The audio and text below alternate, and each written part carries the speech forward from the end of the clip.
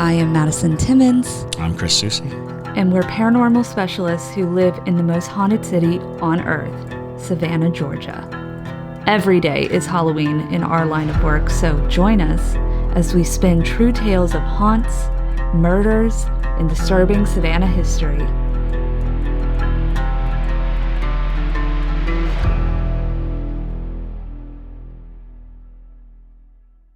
I'm Madison. I'm Chris. And welcome to the most haunted city on earth. Go ahead and start her up. Hello, and welcome back to another episode of the most haunted city on earth. My name is Madison Timmons. I'm Chris Soucy. And I'm JT Timmons. He's alive. I'm alive. For all of you asking, is JT dead? Why do we have such morbid fans? I know. It's So many people are like, where's JT? We haven't seen him in a while. Is he okay? And I'm like, I wouldn't be okay. And, just me, just casually like, he's gone. Plus, we don't know how any of this equipment works, so none of it would get out. Right. No, we've just had, lots of guests. And yes. JT typically will very quickly offer his seat up. Yes, I will sacrifice. Yes. So sacrifice myself. Before we get into the episode today, though, we do have a few announcements. Oh, yeah, we do. All right, here we go. I have a really big announcement that we will be doing a collaboration with Two Girls, One Ghost. All three of them. All three of them, yes. We are so excited. We hit them up, and they have just been amazing through this whole thing. So if this is coming out the Saturday, well then last Tuesday, yes, we had oh wait, hang on. Yeah, I know, right? Yes. We had a meeting with them, and I don't know, they're just so great. Like, they've been so welcoming, because I hit them up because we've had a bunch of either parajunkies or just listening fans ask us to hey, we'd love to see a collaboration between y'all, and I hit them up, and they just literally within a couple days they hit back and they were like, absolutely, let's do it. Mm-hmm. And I don't know, they've just been, because of how big they are, it just goes to show you that you can still stay humble at that size. It's really cool. Yeah. So if you have somebody you want us to collaborate with, let us know, because we could possibly make it happen. Yeah. We had one of our parajunkies connect us with Kalani mm-hmm. Ghost Hunter, which hopefully you guys have listened to his episode. Same thing. We just reached out and we were like, hey, you want to come on the podcast? And so if you have somebody you want us to talk to on this podcast, let us know. We have some parajunkies to thank. All right. Natalie N., Ann Ellis, Lillian Rutherford, Colby, Megan Shimo, Sydney Scarberry, Rebecca Darth, Kirsten Martin, Vanessa, Jesse Fergan, Postal Kitty, love that one, and Patrick Young. Thank y'all so much for becoming Parajunkies. We're really excited to welcome y'all to the Parajunkie fam, and we're gonna have a lot of great content coming to exclusive episode every single week. Yep. And shout out to Patrick Young, who is a friend of mine and contacted me on Facebook and was like, if you had a Patreon, I would I would totally be a patron. I was like, we do have a Patreon. Oh my God, I didn't know that's how that happened. All right, there you go. Cool. Shout out to Patrick Young. We've got Ghostmail. So we're going to go ahead and jump right into it, and I'm going to read a story from Cameron Young. And the title is Fun Ghost Stories from a Non-Binary Perspective. Nice. Hi there. My name is Cameron, and I'm a SCAD grad and a former Savannah resident. I love the podcast and loved the Savannah Underground show. Oh, thank you. Oh, thank you, Thanks Cameron. for coming. Seriously. I just finished the episode that dropped yesterday where Madison asked about a non-binary person's ghost experience, and I thought it would be fun to share. Yes, I am very interested. So I am glad that my answer is here now. Yes. So I'm not sure if I would be considered sensitive, but I do believe in spirits, and I have a lot of funky experiences involving them in my life. Only a few have been related to my gender expression, thankfully.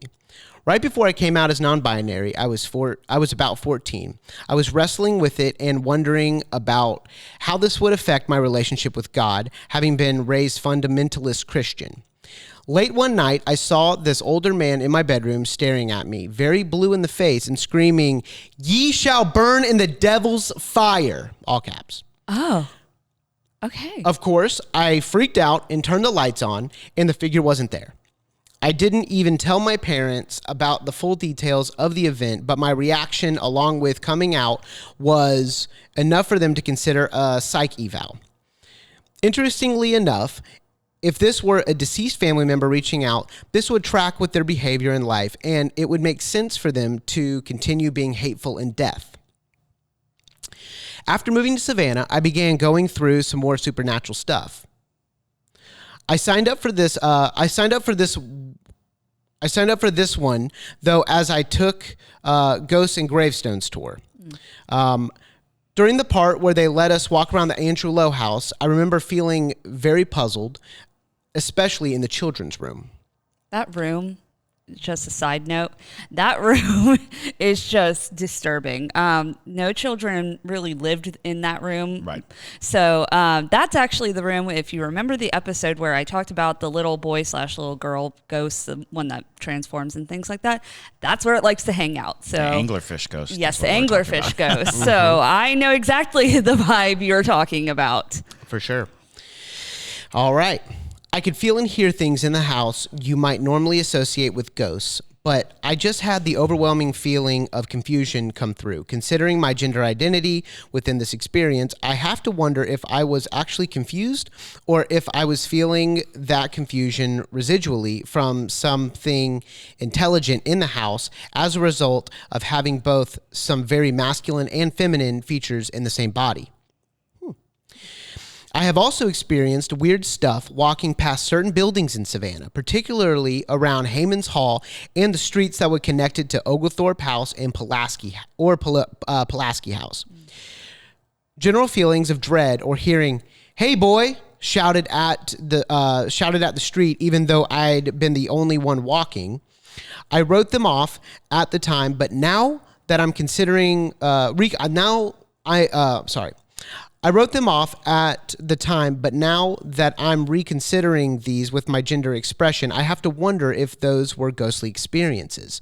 For context, this happened almost nightly when I would walk from Hayman's to the Hive, and I would inevitably pass by Pulaski, the synagogue, the church, and the Sorrel Weed House.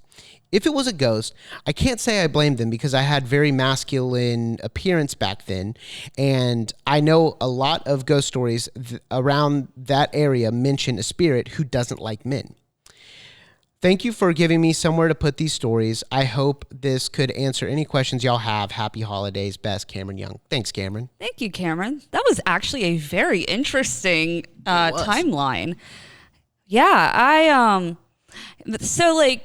I can see how, especially some of the older spirits and things like that, if you have core values or core beliefs in your lifetime, I have this belief that they don't necessarily die off into the afterlife.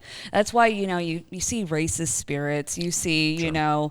Spirits that have these prejudices because it's just a part of them. Mm-hmm. So that was mostly my question with this is, somebody who is almost like a balance between the masculine and feminine, how that would come across the spirits. And I could see why you would have these experiences of someone or a spirit being almost confused by it. Especially because I'm sure during their lifetime, even though non-binary people were around, it wasn't talked about, nor was it disclosed to anybody.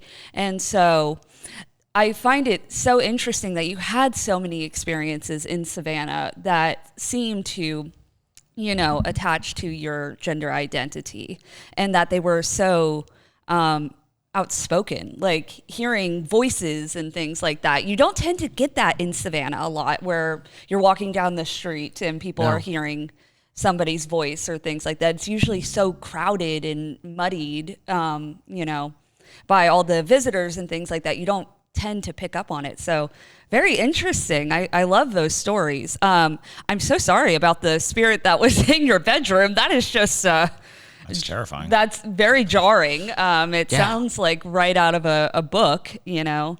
Yeah. But if I was your family member, I'm so sorry. You should put a word up for, just say, like, keep that one out. Keep that one away. Sure, absolutely. But yeah, that's kind of my take on it. Super interesting perspective. And that was why I asked for it to begin with, because I don't think I've ever had that question pop up into my head before. So, yeah. Well, and it's worth noting that oftentimes people ascribe spirits with all kinds of extra perceptory abilities, you know, like a ghost will know more than, say, a person standing next to you. And I don't think that's true. I don't think that necessarily ghosts will have innate knowledge of your inner thoughts, or, you know, the ability to peer into your soul, or things of that nature. So at first blush, spirits were probably very confused. I kind of remember I had a friend who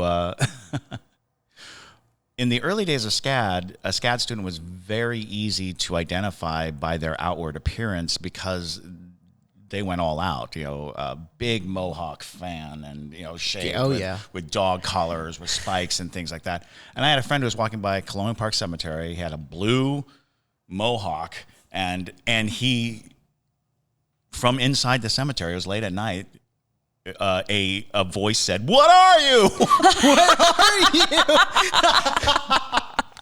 Oh my God.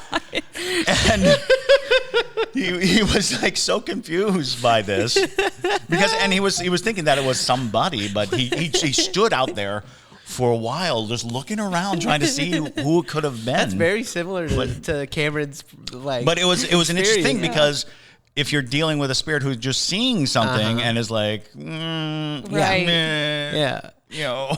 Do y'all know the ghost that they were talking about that doesn't like men? There's a million of them, honestly. There are so many stories of especially female spirits that are like had trouble past with men and things like that. It could have been a number of them. You know, even some people put Alice Riley in that category. That is true. Being, you know, more concerned with women and children than men, but also kind of being persecuted and ultimately killed by a patriarchal society. So yeah, it's very, you know, I know I've heard the story of the female ghost who hates men. They'll tell that at 1790. Okay. You know, that's an oftentimes, well, actually that's flipped. Likes men, hates women, you know, but you hear those stories of, you know, gender preference of spirits. Sure. Okay. Yeah. It's an interesting point to bring up that, you know, like when SCAD started, it brought a whole new set of people into Savannah. It's the same kind of concept of, like, I feel like the spirits kind of get used to the type of people that are around them often, because, like, before Midnight in the Garden of Good and Evil came out, Savannah really wasn't like a big tourist destination. I think they had like 2 million people a year that would come to Savannah. And then after the book, it went up to like 20 million people a year or something like that. So that brought a whole new set of people as well. So, I mean, you know, I can imagine spirits, as times have changed, they start to get more jarred by people that they're like, you don't look like all the people that I've normally seen. Well, and it was interesting because, like, yeah, in those early days of, and I call them early days, but this was like the mid 80s. There was a lot of that artistic expression in everything, you know, and so you were quick to be like, oh, you know, it was, and then many years later, people are like, just naturally assuming that if you're between the ages of 16 and 24, you're a SCAD student. Yes, it's still like that. It literally became just, oh, you're of the SCAD age range. You know, it's like, no, I'm not a SCAD. SCAD student is, no, that's what I'm not a SCAD. No, I'm not a SCAD student. That's so funny. Yeah, it is definitely still like that. For sure. Even though I've long since graduated from SCAD, they still are like, so what are you studying? And I'm like, Trying to figure out my life. That's what I'm studying. So, Understood. All right, here we go. Moving on. Thank you so much, Cameron. This story. Now, I want to say that we don't read these stories at all before reading them on the show. Even me, because we want like real reactions. sure. All right, so this one is from Allison Teal. Parajunkie Allison Teal. Nice. Awesome. All right, and this is the Walterville house story. She told me about this. She told me she was sending this one in. All right, here we go. Hey, y'all. Okay, so I have always been sensitive and had spiritual gifts for as long as I can remember, which I'm sure was just super fun for my parents. I feel you on that one. My sensitivity seemed to peak when I was a teenager and has thankfully leveled out now as an adult, and I can manage it much better. In middle and high school, my best friend and I would take turns staying at each other's houses like most friends do. We preferred to stay at my house, though, because her house in Walterville was haunted AF. Like, drain all your energy level haunted. One of the craziest experiences was the last time I ever stayed with her there was when I was 17, and I call it the knocking story because her house demon ran me off. I always had the notion it was a demon, although there were regular spirits there too. This is what happened. We had been playing DDR in her... What's DDR? Dance Revolution. Mm-hmm. Oh, nice. Okay. No, I remember that. You just made me remember that from, younger years. All right. We'd been playing Dance Revolution in her backyard pool house when I got an unsettling feeling we were being watched. So we went into the main house. We went in to find her dad leaving, said bye, and got some snacks in the kitchen. I then noticed something walk past the kitchen window, but it was one of those out of the corner of your eye things. You mentioned those, Chris. Oh, yeah. Mm-hmm. Then we both heard the front door open and shut loudly. She called out to see if it was her dad, and it wasn't. Thoroughly freaked out, we ran upstairs to her room and shut the door behind us, locking it. No, we weren't concerned that it was a person. We had enough experiences with the demon guy to just assume that that's what it was. Super chill. Casual demon encounter. Then she got in the shower and I hung out in her bed. I then heard very clearly knocking on one of the bedroom doors down the hall. There were 4 bedrooms upstairs and I could tell it wasn't the one right next to us until the knocking did move to the door next to hers. Then, unfortunately, it knocked on her door 3 times each door. Mm-hmm. Ooh, boy. Yeah, that's not good. I didn't know what to do, so I just said out loud, no, you're not doing that. Stop, no. The same way you might speak to a dog chewing on furniture. Bad demon. Bad demon, sit. No. That's funny. Funny analogy. All right. I was pretty annoyed, but also terrified. This was probably the most physical act this thing has ever done. Then the doorknob rattled and shook like it was trying to get in. In hindsight, I'm not sure why a locked door would keep it out, but I'm glad it did. I told it no again, more forcefully that time, and it stopped. I then heard loud footsteps like someone was running down the stairs. I cracked open her door to see if by chance it was a person, and there was nothing and no one around. As soon as my friend got out of the shower, I told her I was leaving and she could come with me if she wanted, but I would explain in the car. I grabbed my stuff and my keys and hauled ass out of there.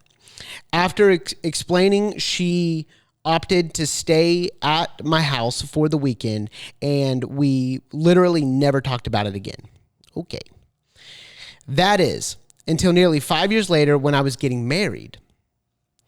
It was the night before my wedding, and Andy friend was lending me a beautiful flower garland to use as a decoration.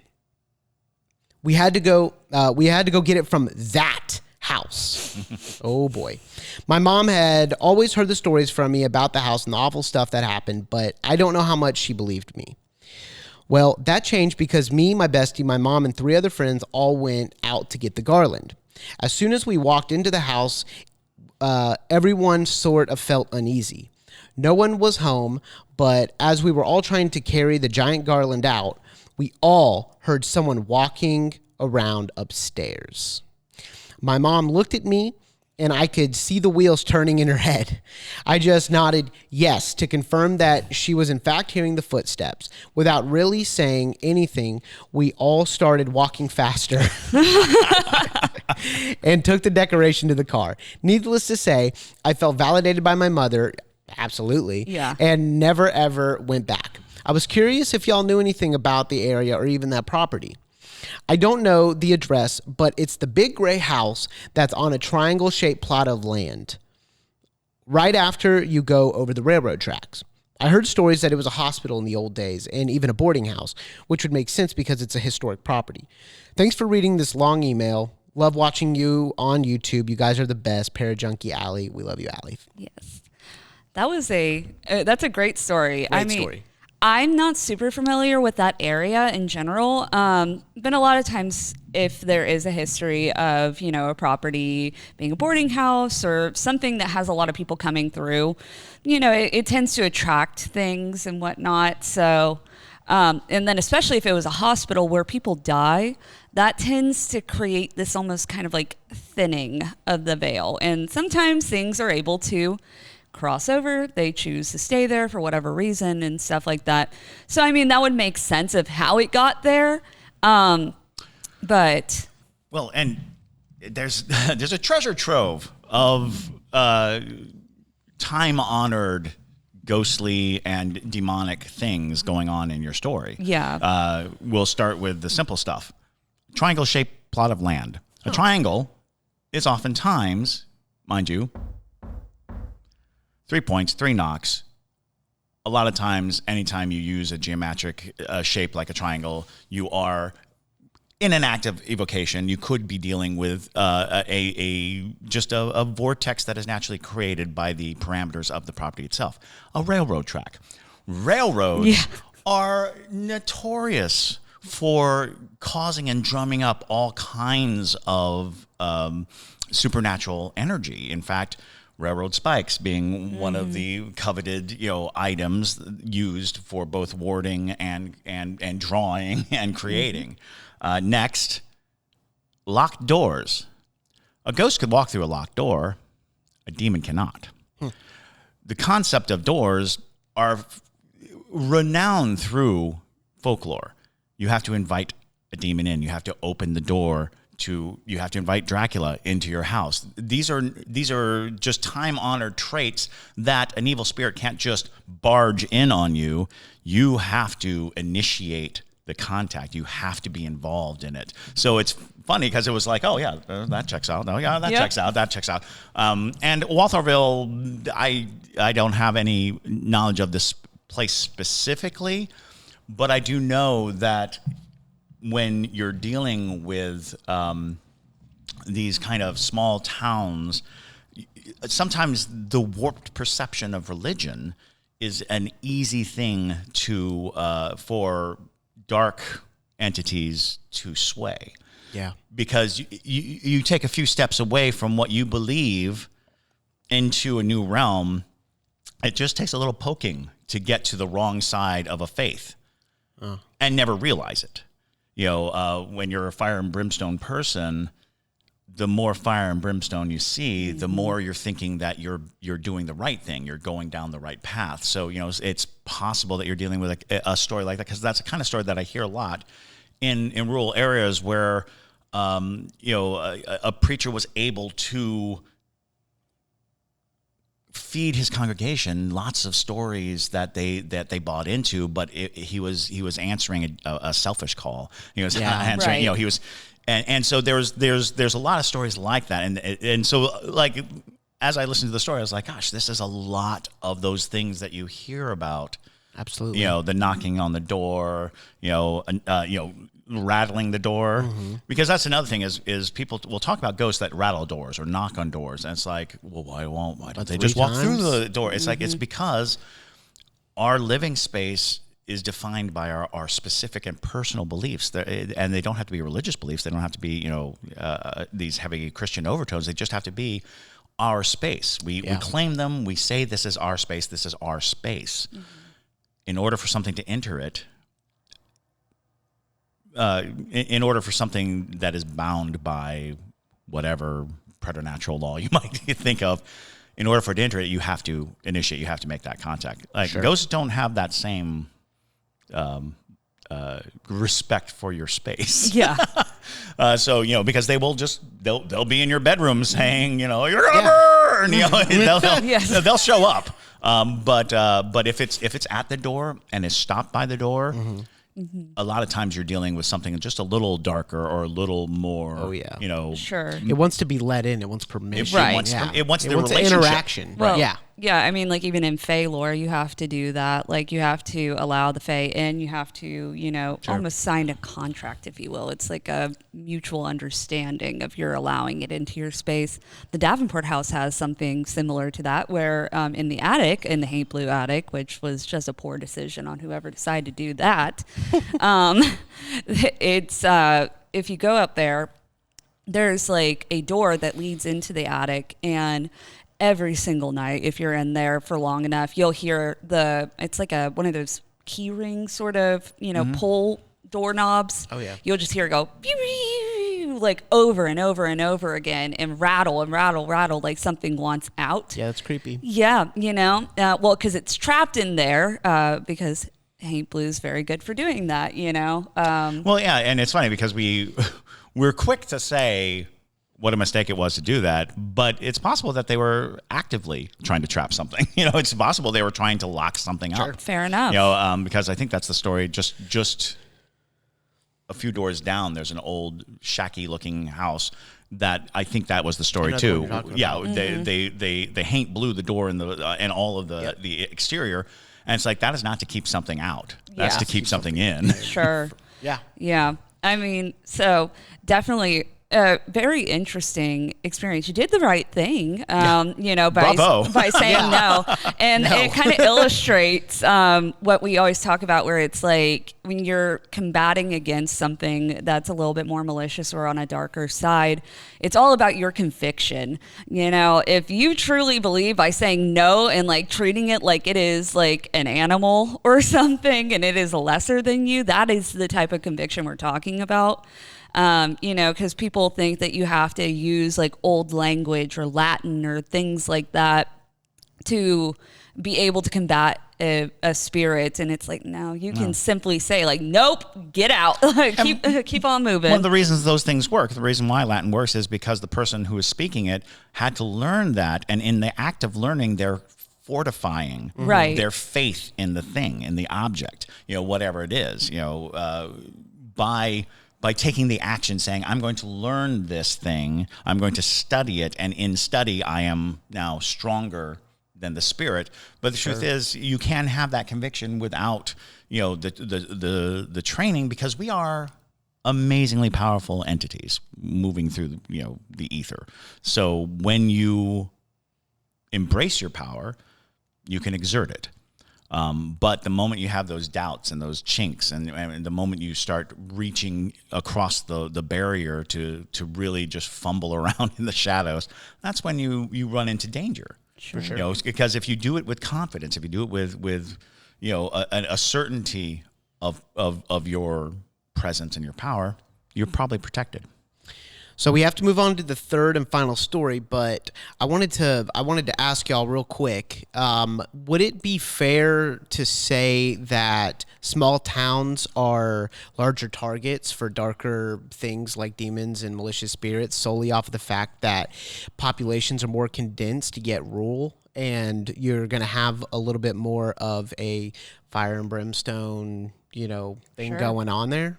That's a good question. I think in many ways it's kind of like the starving wolf. In the city, I think you probably have the same amount, but they can get quicker and easier, so they're just kind of fat. They're Fat demons. Fat demons. They're just stuffed to the gills and like, oh, I couldn't eat another bite. No, thank you. But when you get to that rural area, you will find that they're thinner. They're on the hunt. They're on the prowl. They're far more likely to interfere because things aren't just falling in their mouth. Right. That kind of thing. That would make sense. Yeah. I agree with that. And I think a lot of the demons or darker entities that choose to go to rural locations, they have more of a goal, or they are purposely trying to break down the people that live there, or things like that. It feels more targeted, in my opinion. Because we've gone into some of the rural areas, even around Savannah, and we just randomly meet people. One day we'll tell you guys about the guy we met at a bait shop. Random looking dude, just seemed like super simple life kind of guy. He had the wildest freaking demon story I've ever heard in my life. And it was insane. Also, think of the fact that the natural world is where the demons draw most of their energy and power, and in a city, in a tightly congested place, we've paved over and we've built up all these things. Whereas, where the woods are and where life is happening in a natural pattern, you might be dealing with energies and forces that a spirit like that could draw from a lot easier. Because we always try to make these divisions, and we're not speaking religiously about demons. We're just using that word. Mm-hmm. But the idea being that ghosts are oftentimes drawn to the living, and so you get a lot of ghosts in cities and things like that because there's life and there's vibrance and there's all these things. And if a ghost is in the country, it is being drawn towards where life is. Sure. But they can be dampening to a natural force, to something that needs that natural energy that comes from fauna and flora and in that regard it becomes kind of tragic in a way that we're sort of push and that's where I guess the Fae really do come into a consideration is we are just devastating an ecosystem that we don't think about. We don't think about a spiritual ecosystem. We don't think about a supernatural ecosystem. But as we expand and as we cut down trees and as we build up these things, we are forcing spirits. And you just take a look at any of the old folklore. So much of it is about spirits that live in trees, that that inhabit trees. In many stories, if you cut down a tree, the spirit that was in the tree gets out. And sometimes it's good, sometimes it's bad. Yeah. All right. So moving on. This is the third and final story. This is from Parajunkie Emily Barassa. Hey, Madison, Chris, and JT. Hello. Hi. I want to preface this by saying that while I have always been interested in the paranormal, even as a child, I have always been terrified of having any experience and definitely keep myself pretty closed off to any contact from anything spooky. Okay. That being said, I still have had a few experiences, the first of which happened when I was about 4 years old. I'm a bit more brave now, but at the age I was so afraid of everything, my family affectionately gave me the name Chicken. Oh, but it's a cute nickname. Chickens are fun. All right. My parents and I had just moved to Florida, and I had a pretty big room to myself across the house from my parents' room. I was still pretty freaked out by all the new house noises I wasn't yet accustomed to, and would wake up frequently throughout the night, always feeling afraid when I woke. However, this particular time when I woke up, I was overwhelmed by a feeling of calm. I looked toward my bedroom door and found it closed, which was really strange at this age. My mom would always leave my door open at night so she could hear if I needed anything, and she could get up. Something next to the door caught my eye, and I looked over to see 3 distinct gray blobs floating about halfway up the wall. They looked almost like small bubbles of mist. Each one was maybe 4 inches tall, and they just floated there. Because of this calm feeling while watching them, I was actually brave enough to get out of bed and walk towards the misty shapes. The light switch for my room was next to the door, so while I kept my eyes on the shapes, I reached over and flipped the switch on. Once the lights came on, the mist blobs actually looked like they popped like bubbles, then dissipated. Very interesting. The calming feeling remained, and I just remember turning the lights off and going back to bed. When I told my parents the next day, they said that it could have been my father's grandfather who passed right after I was born. He had been diagnosed with cancer, so my parents had flown across the country with newborn me so he could meet me before he passed. Sweet. They said he held me for hours and may be looking out for me now. Oh. That's nice. My second experience was much less heartwarming. Okay. And we're going dark. That was so sweet. I was about 20 and was starting to study and practice witchcraft and paganism. I had a few friends at the time who would celebrate Sabbaths with me and discuss different rituals. One friend in particular was into some darker stuff, and we would always kind of brush her off anytime she wanted to discuss anything outside of our normal herbal crystal talk. One day, when this friend and I were hanging out at her apartment, just the two of us, she brought up the fact that she thought she had several entities following her.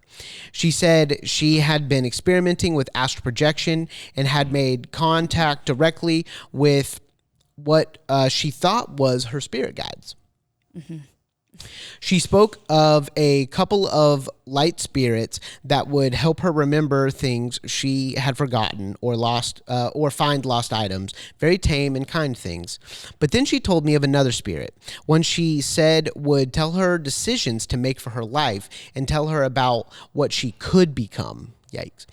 I immediately wanted to nope out of the conversation, but I felt bad because this friend was opening up to me so much. I asked her how she knew if the spirits were around, and she said they all felt different, but that the more intense spirit would make the room feel warm. I left pretty quickly once she was done sharing, trying to just shake off the creepy vibes she had given me. At that time, I was staying with my parents for a while in my old bedroom that I had always felt really safe in. I had a really bad habit of sleeping with the TV on all night for the light, because I would frequently wake up to get water, to go to the bathroom, and that side of the house was really dark. That night, I woke up in the middle of the night as usual, but immediately noticed something was off. The first thing was that I was sweating my butt off. It was insanely hot in my room. The second thing I noticed that my TV was on and the room was lit up as usual, except for the 4 corners of the ceiling, which were pitch black. My God. This didn't make any sense, as my TV was on top of a tall bookshelf in the corner of my room and was higher than any of the other furniture, so there was nothing above it to block the light and cast a shadow. I immediately remembered the conversation I had with my friend earlier, and something in my gut told me it was the spirit she had been talking about. The only thing I could think to do is to just tell it to go away. So out loud I said, "You don't belong here. Go back to friend's name." It was like a switch flipped. The shadows lifted. The room felt cooler instantly. I am still friends with this person, but ever since that night, I make sure to double up my spiritual protection whenever she's around. Understood. Yeah. That makes sense. Well, if you made it through this insanely long email, I just want to say I love the podcast. You guys get me through my work days. And I feel like I've learned so much from you. Can't wait to see what you have planned next year. Happy holidays, Emily Barasa. Thank you, Emily. We love you too. I'll tell you right now, Emily, you gave me some really good visuals for filmmaking. Yeah. I'm like, I really like the corners. Like, yeah. I mean, that's type of stuff that, is like, you just can't make that up. Right. Like, that is such a unique thing. I don't know. I find it interesting because I don't know that we've ever spoke of this. And if we have, we may have just barely glanced it. And that is, when you talk to ghost hunters or people who have a lot of experiences with ghosts, you'll oftentimes hear of cold spots, but you very rarely talk about heat, and what that means. My general theory or take on it is that a cold spot is when a spirit is drawing energy using the ambient temperature to fuel itself. And so it's drawing the heat out of the air, leaving behind a cool sensation. The temperature drops. Just as a spirit can take, the energy out of a battery, it'll take it right out of the air. And I oftentimes say if you go ghost hunting in cooler months because there's less food for the ghost. It'll be drawn to your equipment, to you, for that energy to pull on, and you might have better chance of contact. When you are finding the temperature increasing, that means that a spirit or entity is utilizing energy. It is burning the energy. And that can be an indication that something bad is going down. That can be that something bad is about to happen, or something noteworthy is about to happen, I should say. I don't want to just typify it as bad, but the difference between finding a cold spot in an investigation or around and finding a hot spot is what's happening. The cold spot, I think, is a spirit surviving, is using and might reach out to touch you or communicate with you. A hotspot means it is in action. It is doing something. And the most likely action in most cases is coming through. Right. Passing the threshold. And we were just talking about things have to be invited in. That's true of the astral plane. Yeah. Making that connection in an astral plane, there is still a threshold, a door between this world and the next, and you have to invite it in to this world. And it can be as innocuous as being like, come into this world and help me find that thing, help me do these things. Once those tasks are oriented, there's an open door in your life. Yeah. Right. You have to shut the doors. Always remember that closing doors is a ceremonial way to cut off access to the next world, to the next realm, to anything, to the outside world. So that sticks out more than anything else is, I know we've talked about cold spots before, but hot spots, when an area's temperature goes up, it is often the precursor to some malevolent, action. Yep. Yeah. When you said that she was starting to dabble with the astral projection and stuff, I get very weary of people who are going to the plane specifically looking for answers, because it is very easy for darker entities to want to manipulate people. It's the same way when you're doing divination and you're asking very desperately for certain answers. You never really know what you're talking to, and you have a harder time vetting those types of entities.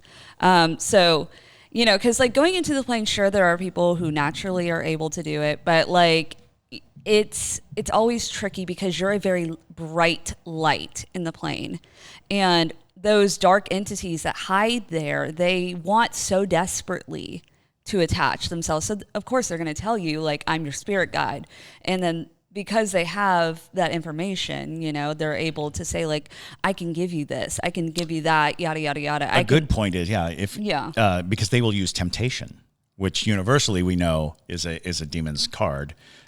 When they're telling you things, when they're promising you things, when there's a brighter future by your actions kind of thing, when they're putting on the table temptation, that should be an early guideline, an early warning that you're not dealing with something that is just there to interact. You're dealing with something that's there to get you.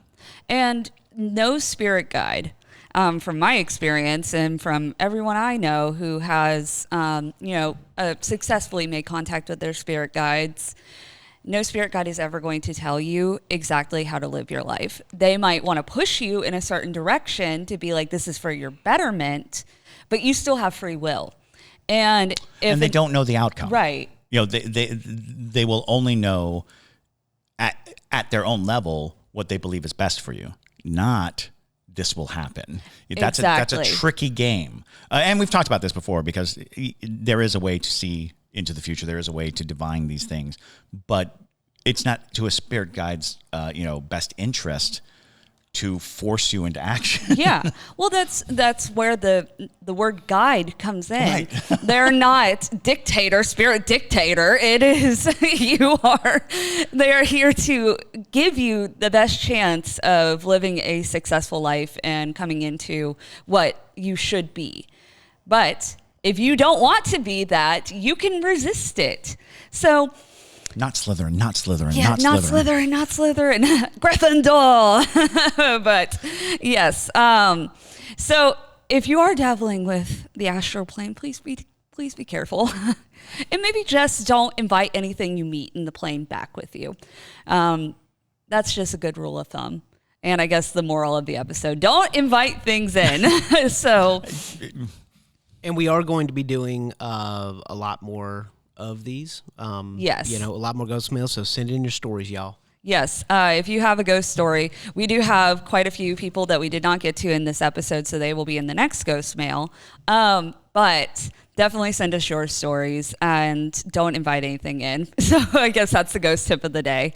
But thank you guys so much for listening to this episode, and thank you to the listeners who sent in their stories. We really appreciate it. But my name is Madison Timmons. I'm Chris Susi. And stay spooky, y'all.